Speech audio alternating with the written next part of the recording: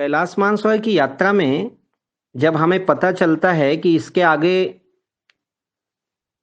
हमें किसी भी प्रकार का यंत्र देखने को नहीं मिलेगा, चलित यंत्र।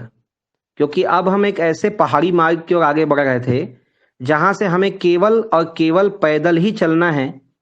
घोड़े खच्चर भी हैं तो वो सामान रखने के लिए हैं, उसमें बैठ के हमको चलना नहीं है। क्योंकि रास्ता इतना कठिन है कि इसमें घोड़े खच्चर पे बैठ के हम चल ही नहीं सकते। एक ही साधन है, पैदल। लेकिन हाँ, इसके साथ एक बड़ा सहारा भी था मन को कि हमारे साथ आईटीबीपी के जवान लगातार साथ चलेंगे और वो हमें सहारा देंगे, बूढ़े बुजुर्गों का देखभाल करेंगे। साथ में वो रास्ता भी लेके चलेंगे जहां पे नदी वगैरह पार करना हो या झरने के अंदर से गुजरना हो तो वो रस्सी पकड़ा करके हमको अपने साथ ले चलेंगे। लेकिन चलना तो अपने ही दम पे था।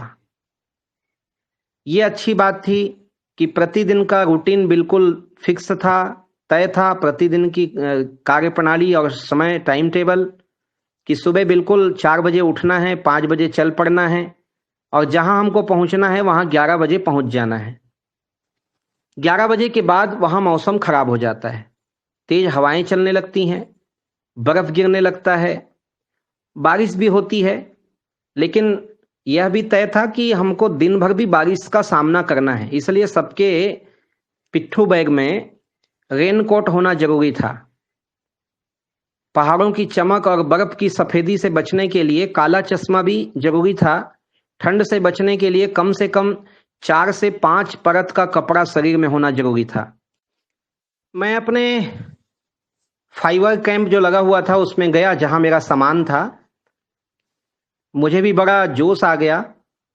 मैंने कहा कि भूटिया जी ने तो मुझको ऐसे ही समझ लिया, सामान्य बाबा समझ लिया, तो अब तो इनको बताना पड़ेगा। और दिल्ली वाले माँ ने मेरे लिए चुन चुन कर बाजार से बहुत सारी खरीदारी की थी। मुझे पता ही नहीं था कैलाश में क्या चाहिए। वो लोगों से पूछकर, यूट्यूब में देखकर और गूगल में सर्च करके एक एक चीज उन्होंने मेरे लिए, दवाइयाँ और जो पौष्टिक चीजें होती हैं, ड्राई फ्रूट्स हैं, इसके साथ साथ उन्होंने बहुत सारे कपड़े सब मेरे लिए रख रखे थे। लेकिन वो बैग मैंने खोला ही नहीं था। भूटिया जी हमारे लोगों ने कहा तो मुझे जोश आ गया। मैं गया, मैंने बैग खोला और पूरा सामान मैंने निकाला और जब पहन करके मैं बाहर आया